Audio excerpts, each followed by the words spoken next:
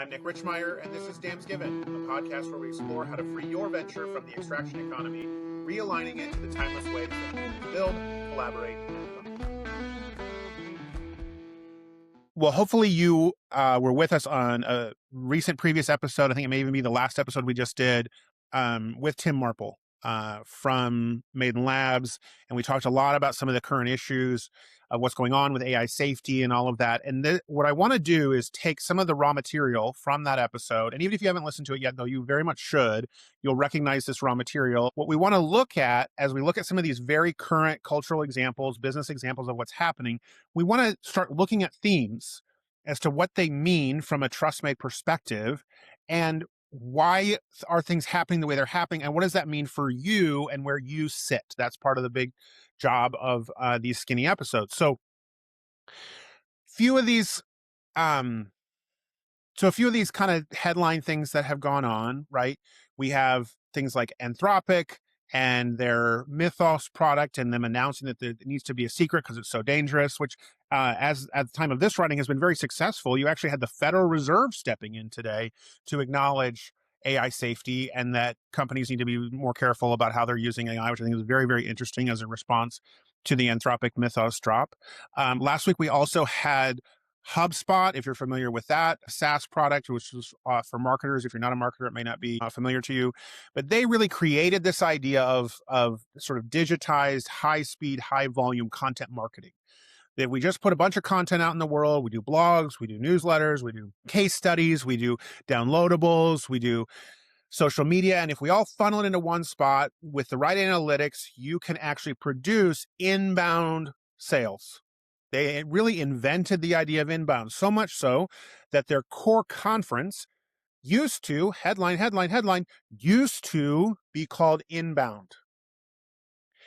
And what I have been talking about for a really long time, and others as well, it's not just me, is that inbound has been historically based on some fundamental fallacies, not the least of which being that the analytics were going to work and tell you where the client came from.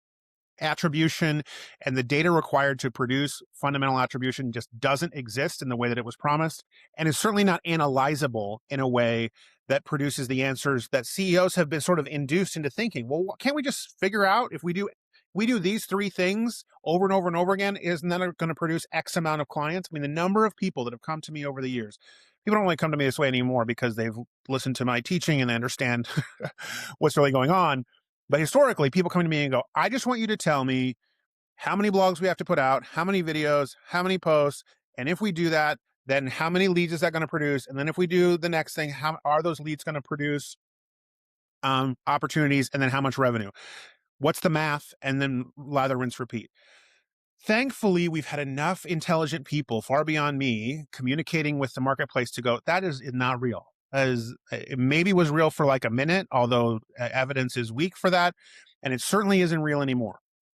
So interestingly enough, HubSpot, that created this idea, sold it, integrated it, in brought marketers on board to basically be free salespeople for their software, and invented the idea of inbound, have transitioned their Pinnacle conference from inbound to unbound. Now, I don't know what unbound means. I don't think anyone else knows what unbound means either, except to say, hey, we're not even sure what to expect, but everything's possible. Well, that framing should ring some bells for you. It should go, oh, wait, that kind of sounds like everything right now. It sounds like the prevailing messaging structure for how everything is being communicated right now is this idea that we don't know what could be done, but amazing things definitely are going to be done. AI is definitely going to cure cancer as long as you don't get in its way. And the HubSpot angle on this is our marketing software is definitely going to do stuff. It's not going to produce inbound, but it's definitely going to produce stuff. It's unbound. It's the sky's the limit of what's possible, right? So that rhetorical structure, and Tim talked about this on the previous episode in a way that I thought was so insightful, but I'll give you a preview here if you haven't listened to it yet. Tim talked about that in such a way to say that moves our brain into a thinking method that overrides objective analysis. Now we're in our fantasy brain. not in our practical brain. And of course, this has been true forever. The internet didn't invent this. AI didn't invent this, right? But anytime that rhetoric delivered consistently and delivered in a repeatable structure moves us from an analytical brain, which tends to get tired and worn out easily and doesn't want to keep watching advertising that asks it to analyze and think, and moves it into our fantasy brain, imagine what's possible. Then people make different decisions, right? So we're going to use the HubSpot piece as input to our discussion. So we've got Anthropic's mythos. Again, mythos. Like, that's just the ultimate of, we don't know what's possible, but it's going to be amazing. On a slightly a different note, right, you have OpenAI's Sora decision. As I think all of you know, OpenAI had a very powerful video app, one that had gotten a lot of public press. A lot of people were using, a lot of people using it to create deep fakes and, porn videos of their enemies to make them look terrible on the internet. Just fun stuff, right? A lot of IP issues, but so popular and so potentially world-changing that they had $1 billion agreement with Disney, where Disney was going to invest in OpenAI and then embed the Sora app into things like Disney Plus, so that you could go on Disney Plus and go, what if Mickey Mouse and Jack Sparrow went on a trip together? Sora, make me a video, right? And Disney was all in on this, of leveraging their IP in that space. Well, out of nowhere, Sora's dead. Sora's completely dead. And OpenAI says, we need to pivot to our core product. Now, what smart thinkers around the internet and around these topics immediately said is, well, what is their core product? And I think that is a big fundamental problem. No one really knows what OpenAI's core product is. I think part of the reason why we're seeing a rise in Anthropic right now is because people know what Anthropic's core product is. And we'll pause here a second for like getting out of the ethereal of the big company rhetoric and into your own decision making. If somebody on the street said, what is ABC Company's core product? Would they be able to answer for you immediately? Do they know? How easy is that to answer? And the harder it is to answer, and I will say also, the more ethereal the answer. Like, sometimes people in professional services like legal or wealth management or organizations where there's a lot of relational trust going on, they say, well, our core product is trust. No, absolutely not. Absolutely not. Our core product is relationships. Our core product is customer experience. No, no, no, no, no. A product is a product. A product is a thing, a bundle of services and offering that you provide in a reliable packaging with reliable pricing in a way that people can buy. Now, what makes that product valuable might be trust. What makes that product meaningful might be relationships. The sort of secret sauce might be some of these ethereal things. But the reality is, every venture needs to be able to clearly communicate, this is the value in the package that we're going to deliver and how you can access it. And if you can't do that, if what you're selling is a process or a feeling or a whatever, then you're going to have downstream marketing problems.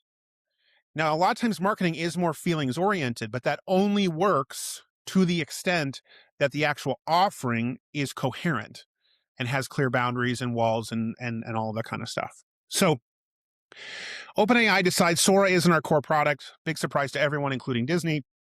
And they make a massive shift. Last example of this on a big company scale is Amazon.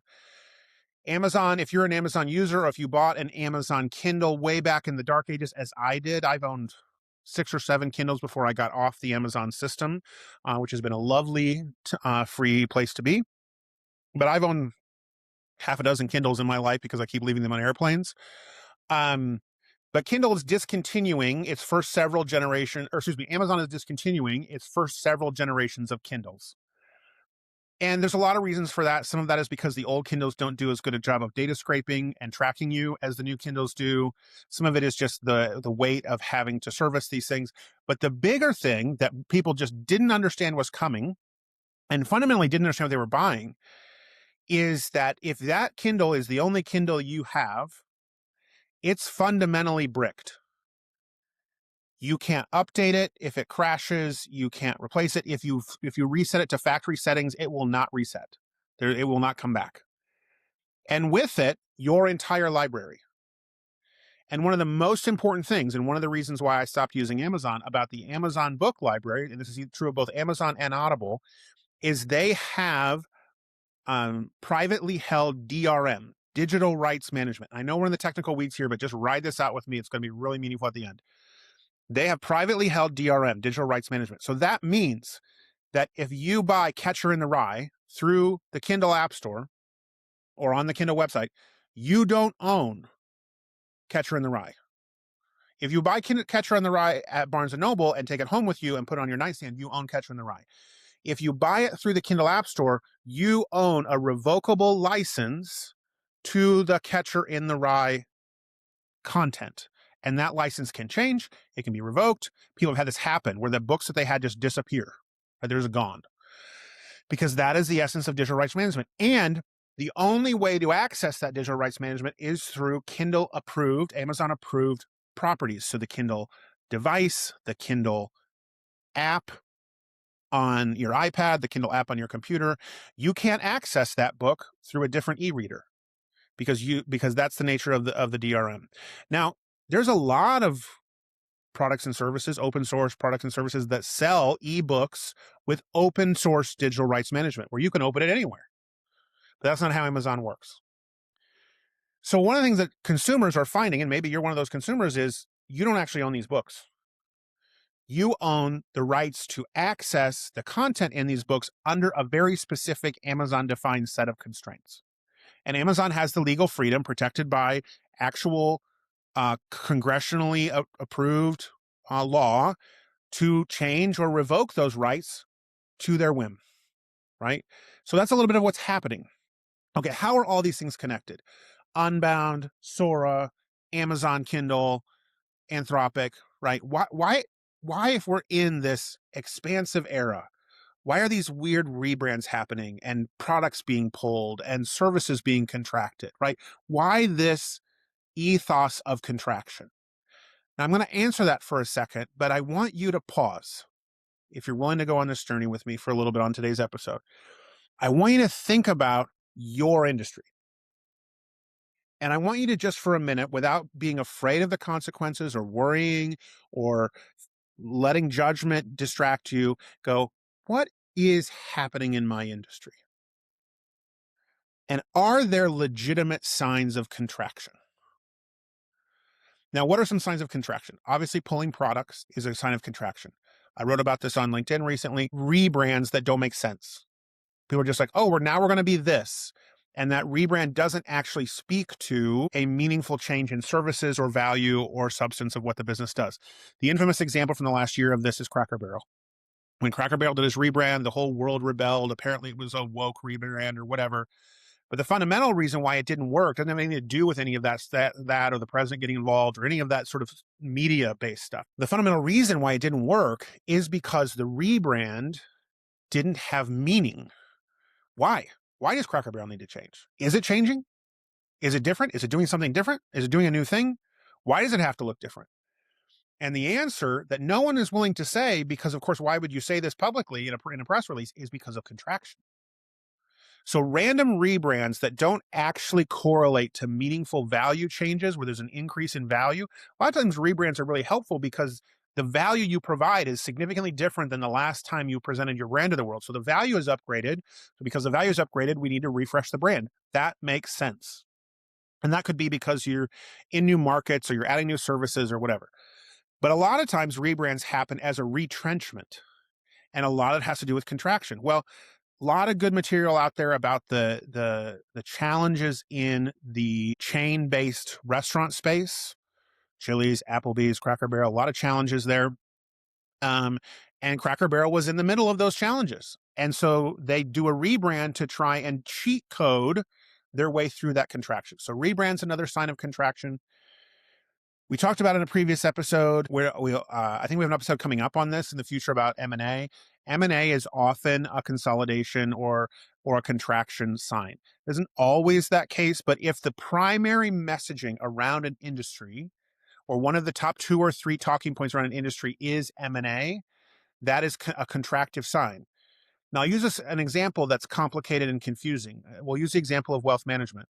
Wealth management, the RIA space, for those people who aren't familiar, the registered investment advisory space, which is what most advisory firms are, is theoretically getting bigger. More people are joining, the revenue's going up.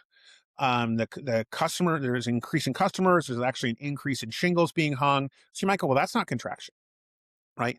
But almost all of that is market-based, meaning the actual value of the underlying investments, because most of these firms make their revenue based on the value of the underlying investment. So as the stock market goes up, they all make more money. So the industry gets bigger by virtue of the stock market getting bigger.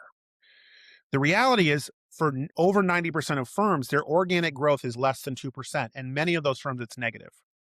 So the actual organic growth of the firm itself doesn't even keep up with inflation.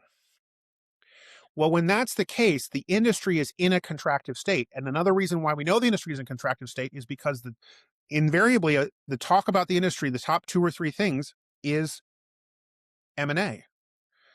That doesn't mean the M&A is bad. That doesn't mean you shouldn't be involved in it. That doesn't mean there aren't good people doing M&A and consolidation, but it does tell us a little something about a contractive situation. So those are some signs. Product drops, obviously people pulling products from the market, random rebrands, all those things that we've mentioned are signs of contraction. So I want you to think about your industry and go, are there signs of contraction? I would guess almost without exception, the answer is yes. Now, maybe it's not all of them. Maybe it's not most of the signs, but there are some. When we're seeing contractive behavior out of the biggest, most powerful industry in the world, generative AI, when we're seeing contractive behavior, now that doesn't mean there isn't growth there, doesn't mean it isn't going to keep growing, but we're seeing contractive behavior.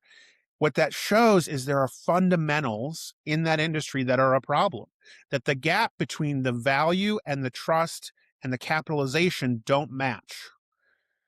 And I don't do a ton of public conversation about things like capitalization and valuation and P&Ls and all of that, but the financial aspects of this are fundamental to how TrustMade really works.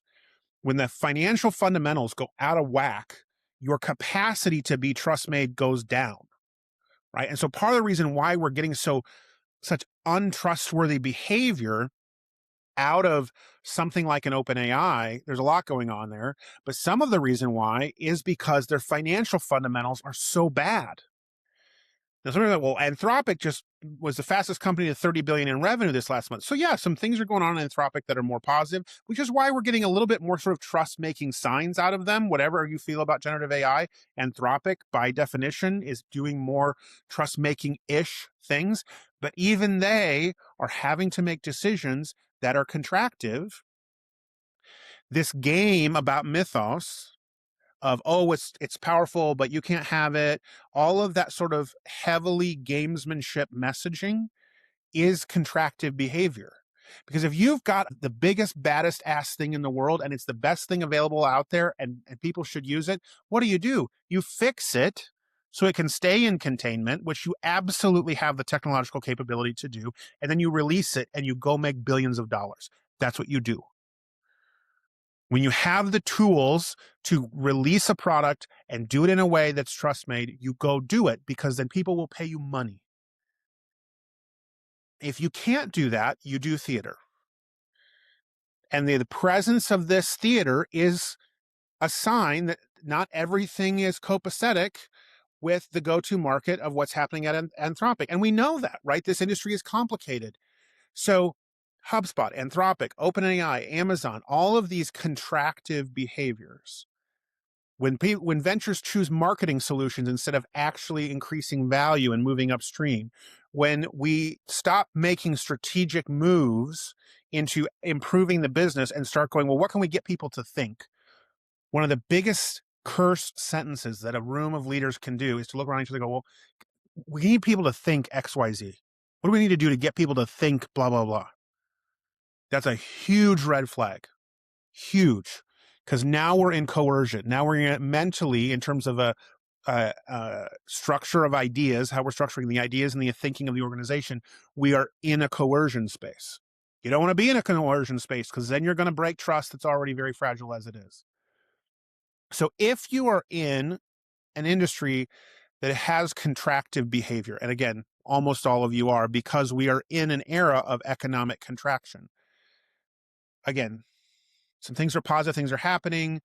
GDP as a very terrible, unreliable measure continues to go up, but there's all this sort of fundamental underlayment of the economy is getting squeezed in a variety of different ways. Does that mean you just sort of hold on and do nothing until things get better? Absolutely not. A lot of firms have been doing that since COVID. A lot of firms have been holding on since 2022 to go, well, when things get better, we will think in a forward motion way. That is a recipe for slow and systemic decline. You're just waiting around for the buyer and hoping the buyer shows up and gets you out of business in a way that liquidates you. I know a firm that just went through this. They've been making trust-breaking decisions for a really long time, all in the name of acquisitions and being expansive and blah, blah, blah. But the fundamentals, again, we get back to fundamentals. The financial fundamentals weren't there. This business just sold, and it's in one of the fastest growing industries there is, which is healthcare. It's a healthcare business. You should be able to print money in healthcare if you have the smallest sense of what you're doing. In most areas of healthcare, I understand some of you are in healthcare, you're like, Nick, that's not correct. There's exceptions, but as in a broad space, they should be able to make money. They, but simultaneously went through an acquisition and a bankruptcy, just to be able to have the founders get out. So this is not good, right? So, and a lot of that is because they have been in a, well, when things get better, we'll fix it.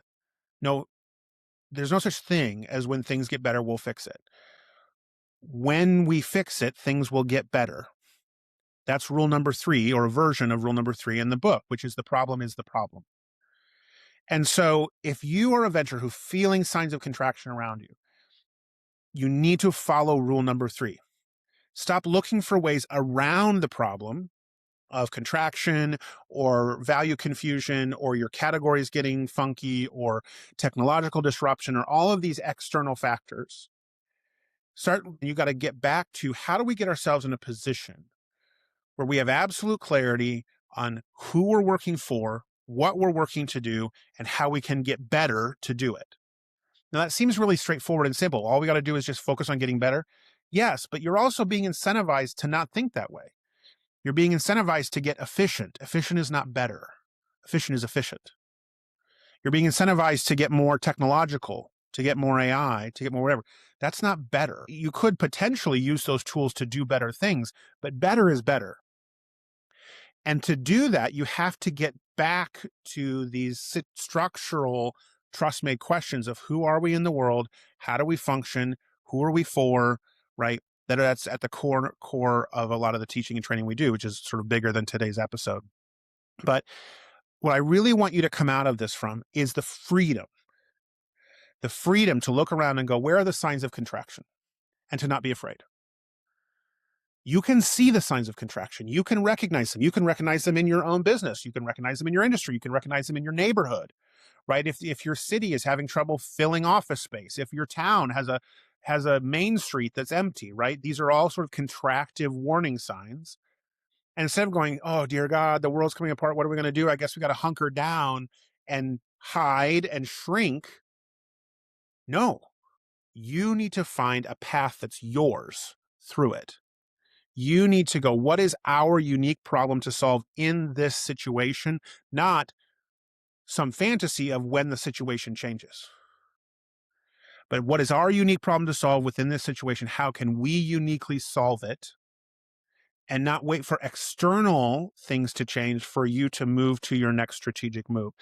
This is the essence of really high quality strategic thinking, is we look at our network, our relationships, the 5-factor relationships, which we talk about in other places, which is your customers, your future customers, your team, your investors, your partners. That's the 5. And the +1 is the community around you. You look at those 6 constituents and go, how do we get this group of 6 more on the same page than they were before and move all of us together to the next place? That's the work. And if you, of course, have questions about that, that's part of what our Trust Made Growth team and our Trust Made Growth trained strategists are here to do. If you are a person, I don't say this very often on the podcast, but I will say it, if you are a person who wants to be better at that, we have training programs to help you grow your business. If you're a consultancy or a coach or a fractional, we have programs to help you get better in your own way, in your own service line at doing that. But at the end of the day, the starting point is to look at reality without being overwhelmed by fear. I know that sounds like sort of a woo-woo thing, but that is the fundamental starting point, which is all of these things, all these signs that we started this episode with. Can you look at the signs of what's happening in your world and be obsessive about reality, wide open aperture, taking in all of the information you can about reality so that you can respond to it and not react out of a place of fear? Well, we've had a winding journey on this call, on this episode. Thanks for walking through that journey with me. I think we've had some good experiences. And as usual, reach out if you have more detailed questions on any of these topics. Hey, thanks for joining us. This has been Damns Given. And if you want to dig a little deeper, as always, head over to damnsgiven.com where you can subscribe, get more material, ask questions, even grab a quick call with me. Everything we've covered here is part of the TrustMade growth ecosystem, my framework and method for leading ventures into this new TrustMade era. You can join our community and find training opportunities to learn TrustMade growth at trustmadegrowth.com, or work with me and my team directly at my strategy firm CultureCraft, found at culturecraft.com. We'll see you next time.